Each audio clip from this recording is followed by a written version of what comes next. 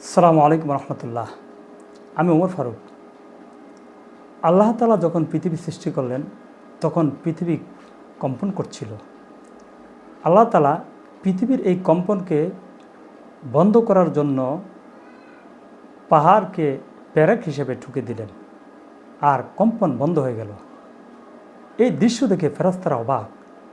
তারা আশ্চর্য হয়ে বলতে লাগলো, ইয়া রব, হাল মিন খলকিকা আসাদ্দু আলাল জিবাল। আয় আল্লাহ, আপনার সৃষ্টির মধ্যে এই পাহাড়ের চেয়েও কি শক্তিশালী কিছু আছে? আল্লাহ তাআলা বললেন, লোহা। লোহা দিয়ে পাহাড় কাটা হয়। ফেরেশতারা লোহার কথা শুনে আরও অবাক। ফেরেশতারা আবার প্রশ্ন করল, ইয়া রব, হাল মিন খলকিকা আসাদ্দু আলাল জাদিদ।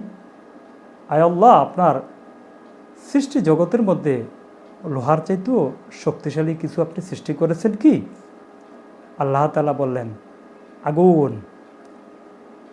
উত্তর শুনে ফেরেশতারা আরও অবাক হয়ে বললেন, আয় আল্লাহ, এই আগুনের চাইতেও শক্তিশালী কিছু আপনি সৃষ্টি করেছেন?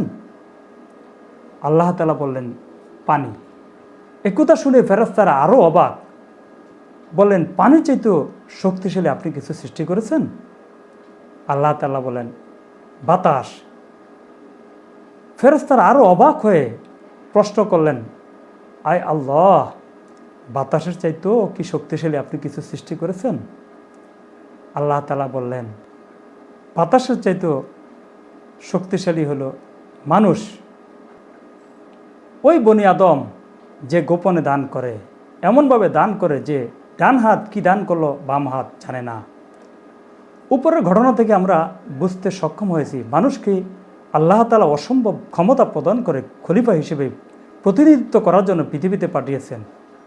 মানুষ আল্লাহ প্রদত্ত অবিশ্বাস্য ক্ষমতা বলে পৃথিবীতে দাপিয়ে বেড়াবে, এই শক্তি আল্লাহ তাআলা আমাদের দিয়েই পাঠিয়েছেন। মানুষ যেদিকে নজর দেয় সেখানে অবিশ্বাস্য প্রভাব পড়ে। মানুষ তার ইমাজিনারি ক্ষমতা ব্যবহার করে, অর্থাৎ চিন্তা শক্তি ব্যবহার করে বিমান, রকেট, ইন্টারনেট, স্যাটেলাইট আবিষ্কার করেছেন। যারা এমন আবিষ্কার করেছেন তারাও আমাদের মতো রক্ত মাংসের মানুষ, তাদেরও দুটি পা, দুটি হাত রয়েছে। তাহলে পার্থক্য কোথায়? পার্থক্য হলো চিন্তা ও বিশ্বাস, বিলিভ পাওয়ারের মধ্যে পার্থক্য। মুসলমান আদৌ চাইলে পৃথিবীকে লিড দিতে সক্ষম হয়। একজন মুমিন আল্লাহ তাআলার প্রতিনিধিত্ব করে, তাই আল্লাহ তাআলা আমাদেরকে মূল্যবান সম্পদের মালিক করে দিয়েছেন। তেলকে লিকুইড গোল্ড বলা হয়, অর্থাৎ তরল সোনা। পণ্য তৈরিতে তেলের ব্যবহার হয় না এমন কোনো পণ্য খুঁজে পাওয়া যাবে না। প্রত্যক্ষ ও পরোক্ষভাবে কোনো না কোনো পণ্যে তেলের ব্যবহার হয়। পৃথিবীর সিংহভাগ তেলের মালিকানা আল্লাহ তাআলা মুসলমানদেরকে করে দিয়েছেন। পৃথিবীর নিয়ম অনুযায়ী যে বাবা তার সন্তানকে বেশি ভালোবাসেন তাকে দামি বস্তু দান করে থাকেন। আজও যদি আমরা আমাদের সম্মান বুঝতে সক্ষম হই, তাহলে পৃথিবীর শাসনভার আল্লাহ তাআলা আমাদেরকে দান করবেন। কিন্তু দেখুন, আমরা আজ ভোগবিলাসে মত্ত রয়েছি। আমাদেরকে আল্লাহ তাআলা মানব জাতির কল্যাণের জন্য পৃথিবীতে পাঠিয়েছেন, অথচ আমরা আমাদের পূর্বের ইতিহাস ভুলে গেছি। আসুন আমরা একটা ইনসাফের পৃথিবী কায়েম করতে সহযোগিতা করি, যেখানে অন্যায়, অত্যাচার, অবিচার, শোষণ কিছুই থাকবে না। আমরা যদি ভালো কাজ করি তাও আমাদের মৃত্যু হবে, আর যদি মন্দ কাজ করি তাও আমাদের মৃত্যু হবে।